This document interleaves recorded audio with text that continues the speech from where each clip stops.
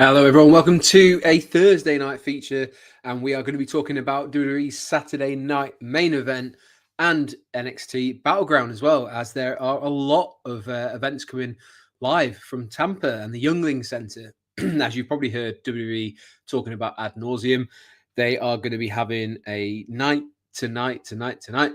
They are going to have Friday through to Monday, all in the same arena, all in Tampa, all at the Yuengling Center. So we're going to be talking about the two main events, and one of them quite literally is Saturday night's main event. And we're going to go through each of the matches. We're going to go through NXT Battleground as well. So we'll go through that one first.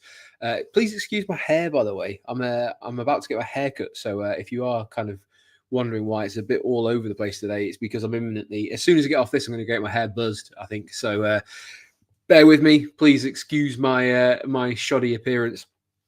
But I will. I'll throw up some nice pictures there so you can look at those instead. It's just me tonight, so you're very, very lucky. We're going to be going through this very quickly because there's lots to get through.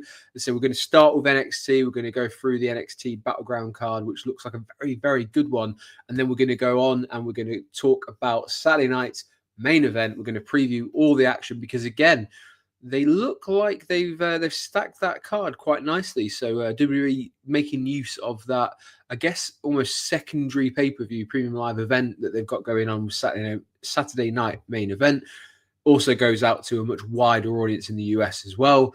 Over here, I believe for Saturday night main event, you will have to watch it on WWE's YouTube channel, and they don't make it easy to find. So WWE's YouTube channel will be the place to be to watch Saturday night's main event and all the matches that we are going to go through.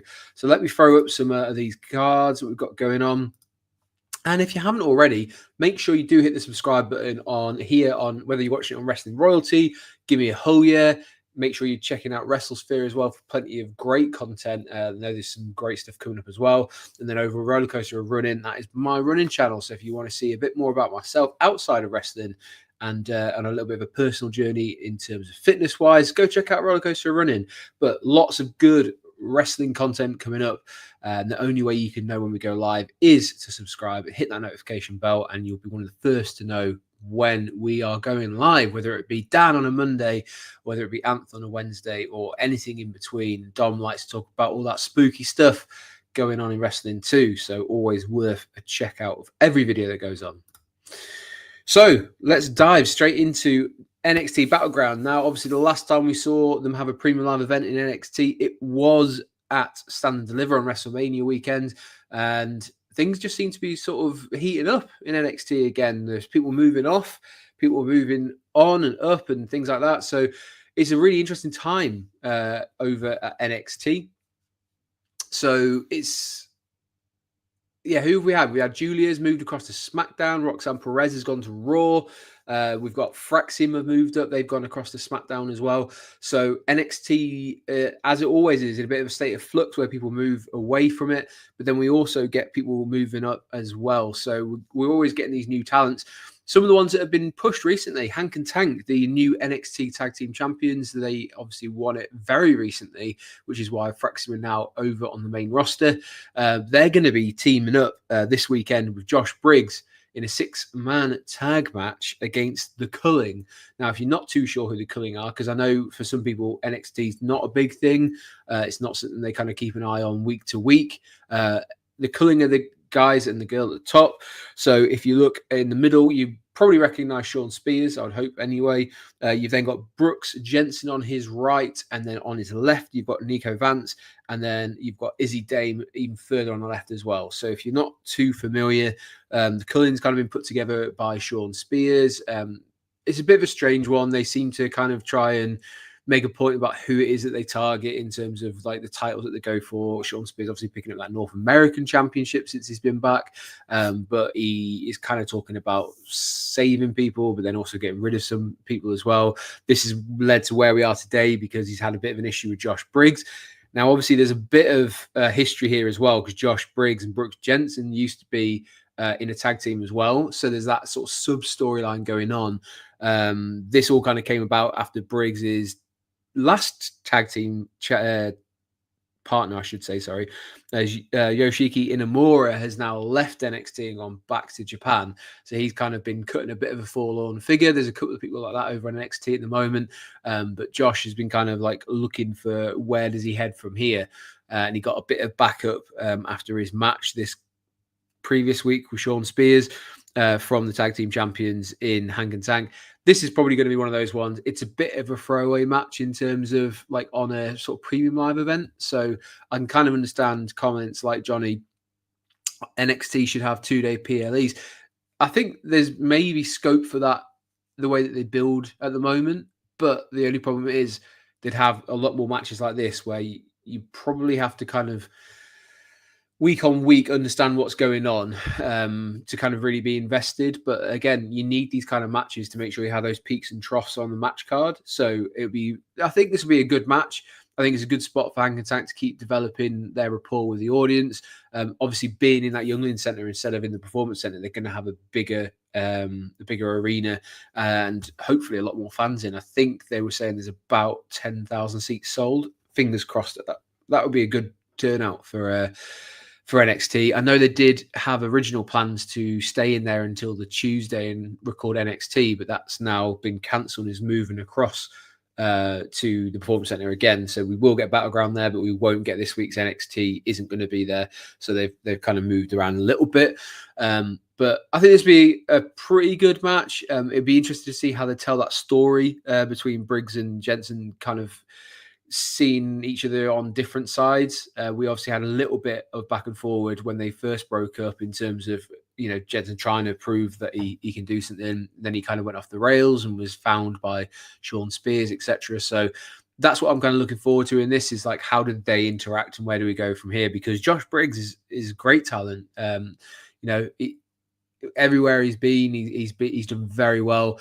I think it's time for them to push him a little bit because we are lacking a little bit in the main event scene of NXT for the men, but we'll get to that, I'm sure, when we cover the NXT Championship match.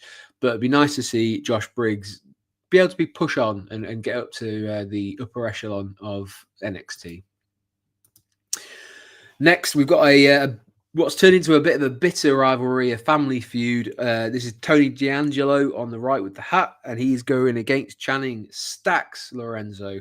Now, this all obviously they were both part of the D'Angelo family. Tony D being the Don of NXT, and then Stacks being the underboss, as he was referred to. We saw at Stand and Deliver that Stacks stabbed him in the back, and then ever since then has kind of been tormenting Tony D'Angelo and kind of doing nefarious things, etc., trying to prove point. But I find this is really difficult to get too excited for because it's not a storyline or a character that I've ever really warmed to personally. So if this signals the end of this kind of like mafia boss thing, I'm kind of happy that it's coming to an end and let these guys kind of do their own separate things. But that being said, I don't know how you then remove Tony D'Angelo from that side of it just got a bit too cartoonish for me, for my personal taste. I actually don't mind the stuff like Chase U and the D'Angelo family thing normally. I just find with this one, they stood into it a little bit too heavy to kind of then go, all right, so what are we supposed to be? Is it actually like, are they doing things like throwing people in the back of cars? Like, what are we doing? It's moved on from the 80s and 90s, and it felt very much steeped in past gimmicky stuff and didn't really align. I just don't see how it could continue on the main roster. So as long as they were stuck in this kind of gimmick, they would never be able to move up. So I think this would be a pretty decent match. I actually think Stacks has got a great upside. His in-ring performances, I think, are great. So personally, I actually think Stacks might go over here because generally when we see a betrayal, you think this is going to be the big time for the good guy to get his to get his own back. But I think there might be a twist in the tail here, and someone helps Stacks. I think he going back a little further away. When he was in the tag team, I thought he was absolutely fantastic. So it wouldn't be a surprise for me if he got moved back into being in some sort of tag team. But I think he's a really talented dude. Has no regard for his body at all. Seems to throw it in out of the ring. all the time. So I expect this to be a pretty decent match. Nothing earth-shattering. I think there's other matches that will probably do a lot better on the night. But yeah, I think Channing stacks Lorenzo is going over here. We've got our first championship match of the night. It's going to be the NXT Women's North American Championship, and it's Sol Ruca, and she's going to be defending against Kelani Jordynne, a previous holder of the NXT Women's North American Championship. This is just going to be all-out athletics, basically. They're both very agile in the ring, love like high flying. I just think this is going to be one of those ones where they've probably grown up a little bit together in the performance center. So I would imagine this is stuff that they've had a lot of time to be able to kind of practice. Yeah, this could be I'm not going to say glorified gymnastics because I think they're both really talented, but I still think stuff like the Soul Snatcher is an incredible feat of athleticism. And yeah, I think Sol Ruca could go quite far. She's got a really cool, like, laid back sort of gimmick, and if people aren't used to seeing her, definitely check her out on some of the highlights on YouTube. But this will be a good match. Lots of high flying action. It also could be one of those ones where we think it's going to be, and then they pull the rug out from under us, and it's going to be real technical stuff, and it's a bit of a surprise. I like it when NXT and WWE have done that, where you expect it to be a certain kind of match when we've seen two big guys, and that turns out to be a high flyer, or we see the high flyers and it turns into more of the submission and grounded stuff. So it gives them a chance to showcase that they're not just a one-trick pony. So I think this will be a really cool match. I expect there to be a lot of high spots in it, and yeah, it'd be interesting to see if we see any kind of turn, and Sol Ruca could still walk out as champion. I'm going to say that she will. I just don't see her dropping it back to Kelani at this point. I think there's other people who could pick it up. One of the questions I love to ask you guys in the comments, though, is NXT seems to do a really good job of showcasing their championships at the right time. And in particular with this one, do you think that they do a better job than the main roster do with the IC title or the US title? Let me know in the comments. Do you think the North American Championship is kind of almost showcased and valued higher than the main roster mid-card titles? Let me know. I think that's a really cool conversation to have. And maybe we'll get the guys on at some point to debate that in the future, especially as there's rumors that we might actually see another Evolution Premium Live event this year in July, I believe, is when they're eyeing up at the moment. So let's see, because that is one that could easily slot onto a match on that particular card. For the first time ever, we are going to see the TNA World Championship defended on WWE programming. Joe Hendry is going to be defending it against previous NXT champion Trick Williams. We've seen this bubble a little bit over the last few weeks. We've had Trick go across to NXT. We've had Joe Hendry numerous amounts of times on NXT. Sorry, Trick Williams went across to TNA and vice versa. Joe Hendry doing great things with the title, still getting himself over with the fans. I think it's quite polarizing when they do these music stuff. On this past week, on Tuesday night, we had a musical performance from both guys. The rap stuff from Trick Williams and the strumming the guitar for Joe Hendry. The crowd seemed a little bit more into Joe Hendry stuff, and that's quite surprising because if you rewound even like maybe 4 months, Trick Williams was coming out and was getting everyone singing along to his theme tune, and I think he's doing a good job of turning him heel, but it'd be interesting to see how much of a heel he can be, and also whether this might possibly be the first time that we see a WWE and TNA title swap hands to someone else, because I think Trick Williams could go across to TNA, even if it's just for like a month or so, holding that title. It's believable. This is the first time where you're like, okay, they could do it. I really hope that at some point they do pull that trigger, because it will become far too apparent that they're just going to keep the belt on whichever promotion's champion it is. And I think that'll get a bit stale too quickly. So I'd be really interested to see if this is the one where they decide, you know what, let's give Trick Williams a run over on TNA, and obviously can bring it back, have a little bit of bragging rights, things like that, and then set up another match to come. I think it would also help Joe Hendry when it comes to going back on TNA and people kind of blaming him for losing the title to someone from a different promotion. Be a good wrinkle for him to overcome as well. Having said that, TNA don't change their champion all that often. People thought Joe Hendry was going to get it when he was at the first sort of peak of popularity. They held off. They managed to kind of go against that for a little while, and then when they thought the time was right, they finally pulled the trigger and gave him the championship. So whether they would decide now is the time to move it to someone else, especially in a different promotion, would be a big shout.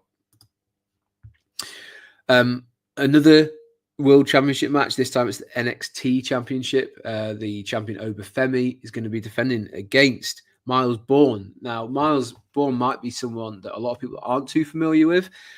He has obviously been part of the No Quarter Catch crew. Not even really kind of one of the main guys, but his big moment was winning that Battle Royale that they had a couple of weeks ago. He managed to win it, and he, from winning that, was granted an opportunity at the championship. What they've done since, I think, in my opinion, has been one of the best things NXT's done in a long time in terms of representation. Now, for those who don't know, Myles Borne is partially deaf.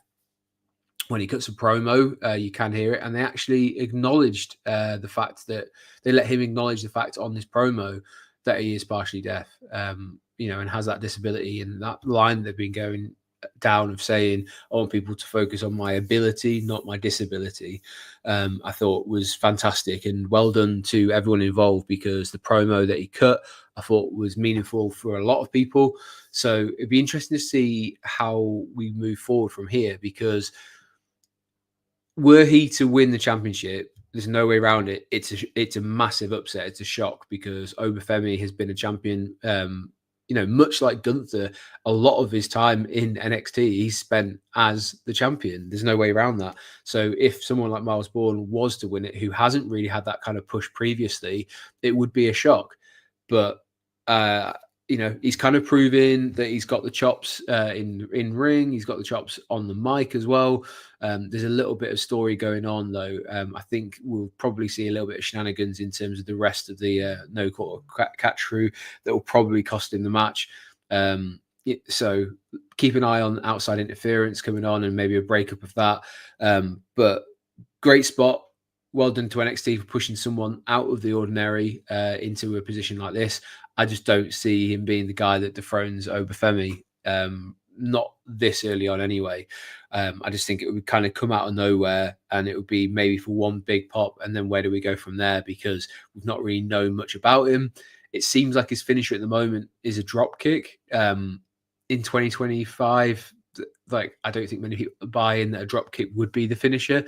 It's cool when they kind of take the moves that should mean something and make them into it finisher, but I just don't see a drop kick being the thing that would finish off Femi. So yeah, let's keep an eye on it. But I think we'll be more likely to see. I think it's Charlie Dempsey, isn't it? William Regal's son. I think we're more likely to see something happen on that side of things, where they built that story a couple of weeks ago that he didn't think Myles was ready. But we've had some comments in from Hassan, is getting his votes in. He thinks there's going to be a new champion. He thinks Myles is going to take the NXT championship this weekend. So I hope he does. That'd be a really cool moment for him. And that brings us to what looks like the main event of the night, and what I think is probably going to be the best match of the night as well, which is the NXT Women's Championship. And that is the champion Stephanie Vaquer, who you might have seen over on Raw not too long ago, versus Jordynne Grace. I think the big question about this is how long are they going to keep Stephanie on NXT is probably going to define as to who wins this one, really, because we saw her go up against Io Shirai. I think it was the night after WrestleMania, so we were only having to go back a little while, a few weeks ago, and people absolutely loved her on the main roster. Social media went crazy for her. She is a dominant champion. I think if NXT wanted to, they could probably have her do a similar spot to Asuka where no one can beat her and she drops the title eventually. But it's a really cool spot for us to be getting this kind of match so early on against Jordynne Grace, because Jordynne Grace is great, absolutely fantastic. She's one of those people that, as they said it in the promo, she's had she signed for NXT because all the free agents were signed there, and it's the best women's roster in the world. It's very hard to argue against that, even if they have moved up Julia to SmackDown and Roxanne Perez has gone to Raw. There's still plenty of people on that roster that can have a good shout, and I think Jordynne Grace is going to be NXT Women's Champion at some point. It just depends on when. So if they decide that Stephanie's time is going to be quite short and sweet, and they're going to move her up to the main roster, it wouldn't be massively surprising. If they want to keep her around to build up the next generation, also not surprising. So it'd be really cool to see which way they go with this, but I'm expecting an absolute classic. If this does main event, hopefully it gets a good 20, 25 minutes and let them just absolutely go to town. I think this is the one that over the whole weekend I'm most excited for, because I think both Stephanie and Jordynne Grace are more than capable of putting on a contender for a match of the year, at least on the women's side for sure. Hassan's going for Jordynne Grace. It says she's going to be the new NXT Women's Champion. So he's going for a few new champions, because he said Kelani, Jordan, Myles, Borne, and Jordynne Grace to win. So let's see if there's a lot of titles changing hands or not over on NXT Battleground. But that does bring us on to the 4 matches that we have for Saturday night's main event. There's a couple of grudge matches on here, and there's a championship match as well. So let's dive straight in. Let's just carry this on. So Saturday night's main event, as I understand it, is a sort of way for WWE to hit a more mainstream audience by having it on NBC. They have it so it's not sort of guarded behind any sort of streaming thing. I think you can watch it on Peacock as well, as it says there, but I believe NBC is free to air. Obviously being from the UK, I'm not 100% aware of this, but I know back in the day this was more of a vehicle to get a wider audience eyes on it, and then hopefully entice them to watch more week on week stuff.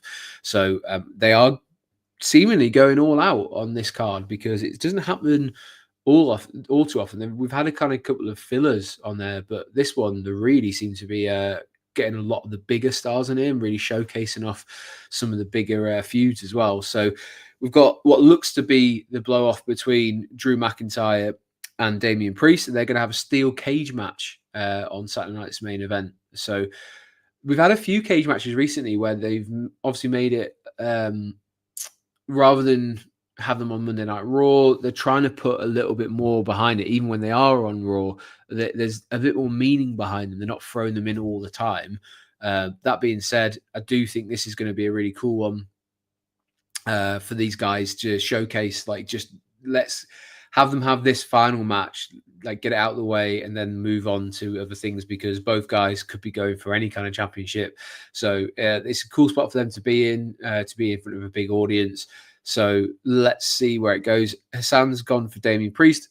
I think Drew McIntyre is winning this one, because I think at some point in towards the back of the end of the year, I think we're going to see Drew McIntyre going for the championship again. And I believe if that is the case, then he might actually be the one who is kind of working for The Rock, and he's going to take it off of John Cena. So watch that space. That's a whole other conversation for another day. But I do think that they need to start getting a little bit more momentum behind Drew McIntyre again. I do think he should win this. And I also let them make this quite brutal, get people to kind of be going to social media going, geez, let's watch this steel cage match. And it was an absolute banger. But they had a pretty decent match at WrestleMania. I don't see them topping that here, but I think they'll put on a pretty good show, as both guys are very good as standard. We've got John Cena. I think there's the main reason for this again is to kind of pump those ratings, get people watching it, because John Cena is becoming more of a household name the more movies he's in, and obviously this being his last WWE run, they kind of want as many people as possible wanting to watch this. And there was big rumors that when it was decided it was going to be his retirement tour or year, that he had a list of people that he wanted within those dates that he'd agreed to face off. And one of them was R-Truth. So R-Truth has been around for what feels like forever, and he still doesn't seem to age, in line with what his actual age is. But R-Truth has always had this kind of shtick about saying he's his idol. is John Cena, his boyhood idol. Even though he's older than John Cena, we finally got a little bit of a payoff for it. And obviously John Cena's been keen to work with him after all the kind of stuff that's been said. R-Truth's done all those kind of like the 5-knuckle shuffle or John Cena's moves. And this came about after the Backlash match where R-Truth got in the ring and stopped his idol taking a punt from Randy Orton, which actually helped John Cena win in the end. And then afterwards, he ended up for all the good deeds that he'd done. He got put through a table by John Cena because he said he'd gone too far by saying about the "you can't wrestle" chants. So I'm not expecting any kind of classic here, but I think there'll be a lot of good character work. I think there'll be a lot of confliction on R-Truth side going up against his boyhood hero. Good for him being in this spot. I think it's great for him to be able to kind of showcase what he's still able to do.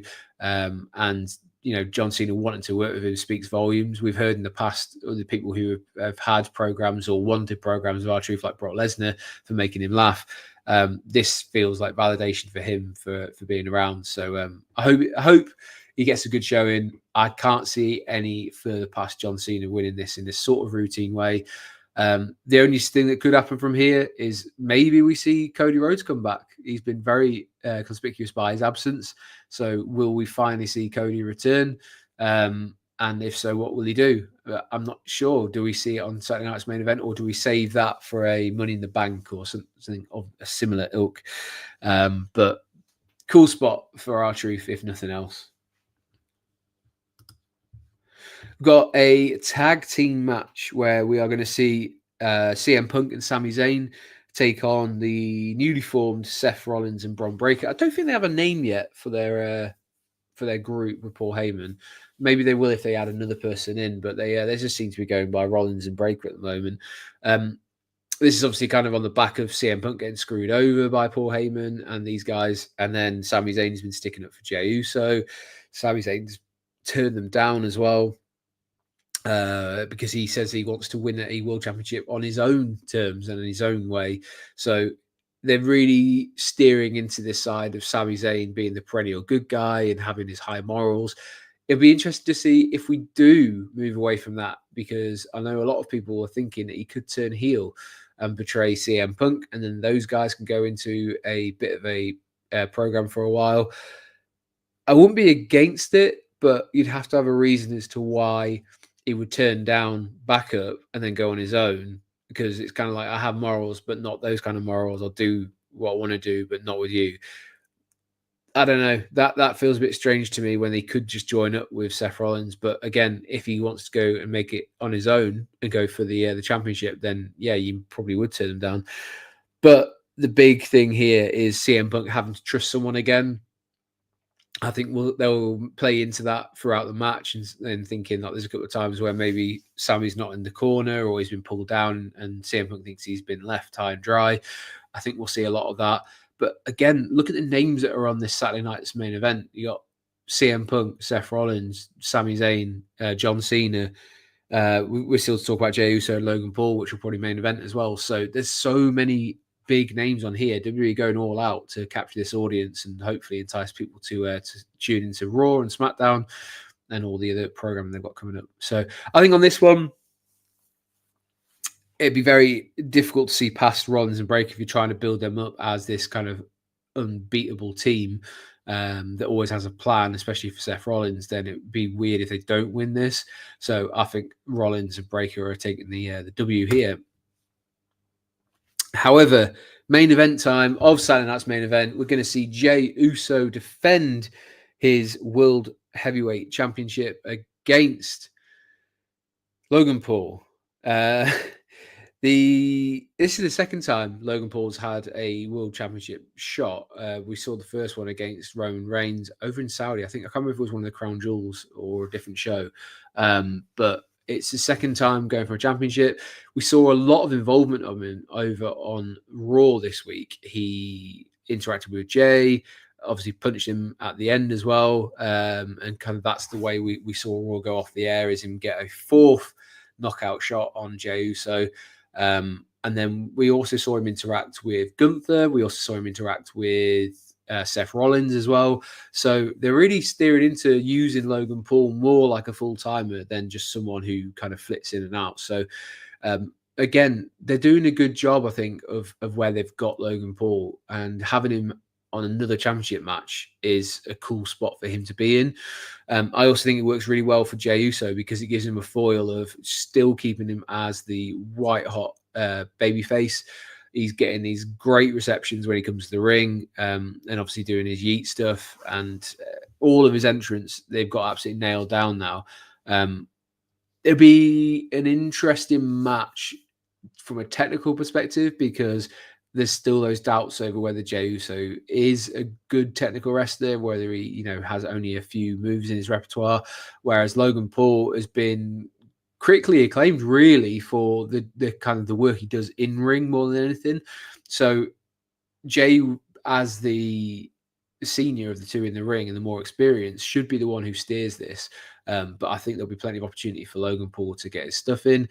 As one of the most polarizing figures and very popular figures, he's one of the reasons why this is going to be, a big deal on Saturday night. They're going to be on NBC, so I expect there to be a lot of chatter online about Logan Paul. But that being said, I don't see it being the time for him to win a world championship right now, because in 2 weeks' time, or 2 weeks on Monday, I should say, Gunther's going to get a match against the winner of this. We've still got Seth Rollins knocking around. I think there's better stories to be told should Jey Uso hold on to the championship, especially against Gunther in a couple of weeks, because he's got to prove that wasn't just a WrestleMania fluke and a WrestleMania moment. He's got to come out and show the world that he can wrestle. He is a good champion and all that kind of stuff. So, I think this would be pleasantly surprising in the sense of it should be a good match and a very entertaining one as well. So, where Seth Rollins fits into this, where does Gunther fit into this? Will either of them kind of have a say on who wins? That could be where we get a little bit of a screwy finish. So both of them kind of look strong coming out of it. But I still think Logan Paul, because of who he is, and people love to hate him, it doesn't matter if he wins or loses right now. Like, his credibility is still there because he can just kind of talk his way into getting a championship match again. So I think he's in a good spot. Jey Uso's doing well. This is a great spot for both of them to be in, is effectively what I'm saying. So I wouldn't be surprised, though, if Jey Uso picks up the W. He's going to win. He's going to retain the championship, and the Yuengling Centre will be eating long into the night. So we've got Mark is joined us for the last few minutes. Our trusty moderator is asking how everyone's doing. I think Gunther match is where Goldberg officially returns. There keeps having these rumors about Goldberg coming back because he's supposed to have one last match on his contract. I still don't fully understand the link between Goldberg and Gunther. I know we had a little bit of a tete-a-tete at one of the shows where he got pushed in the face, but even that, I didn't really understand where it came from. I know he's kind of mentioned his name when he was talking to like Bret Hart and then vice versa, but I don't know, it just feels a bit odd because it's not exactly like Goldberg was ever the one to stand up to bullies. That was more Sting's role in WCW. So I don't understand where the animosity would come from, and why this is the one that is being pushed so hard as if Goldberg has a final match. So if it is, I also maintain that it's not going to happen until SummerSlam when they've got 2 nights to fill out. I can't see it wasting a slot at the likes of a Money in the Bank or something. So I think I'm right in saying they've got 2 shows next month, 2 premium live events next month, which is one of the Saudi shows and Money in the Bank. And then we've got July, and then it'll be into a 2-night SummerSlam in August. So I think is July Clash in Paris? Could be. No, that's August as well. So yeah, well, either way, I just don't see where Goldberg fits in unless they're trying to pad out that show over in New York for SummerSlam. So watch this space. Nothing's going to happen this weekend when it comes to that. So maybe in 2 weeks, as Mark says, is the time to watch, and you can watch that with Mark. He is always available on a Monday night watching Raw, so join him for his watch along. So only way, again, I'll say it as I did at the top of the show, hit that subscribe button for Give Me a Hole Yeah and for Wrestling Royalty, and make sure you hit the notification bell. You'll know when we go live that way, and you can watch along and find out in a couple of weeks if Gunther does show up. But make sure you are watching this weekend, both NXT Battleground, which is on the Sunday night, and Saturday night's main event, which I think both should do very well. And remember, in terms of viewing them over in the UK, if you are wanting to watch Saturday night's main event, I believe it will be on WWE's YouTube channel. So keep your eyes peeled for when that one goes live. And also, NXT Battleground will be, as usual, for us over in the UK. It is going to be on Netflix. So you can check that out on Netflix on Sunday into Monday, if you are that way inclined. I know that can be a little bit of a late night for those of us across here. But you've also got SmackDown and Raw will both be emanating from the same arena as well. So make sure you check out all the shows in Tampa this weekend. I'm going to call it a night there and make sure you have a great weekend. And if you are going to be watching some wrestling, whether it be over in the UK and watching something like North Wrestling, which is on Saturday night as well, have a great time. As always, I appreciate anyone who has joined us. Drop us a comment. Which match out of Battleground or main event are you looking forward to the most? Plenty of ones to choose from. It's a really cool idea when WWE and NXT have shows on the same weekend. I like it. Makes a bit of an event of it, and especially as these are kind of like B shows after the grandstand of WrestleMania and Stand and Deliver. I was trying to remember what they call it again. But yeah, have a great weekend, whatever wrestling you are watching. As always, I've been Andy. This has been Give Me a Hole Yeah. This has been Wrestling Royalty, and I will see you next week.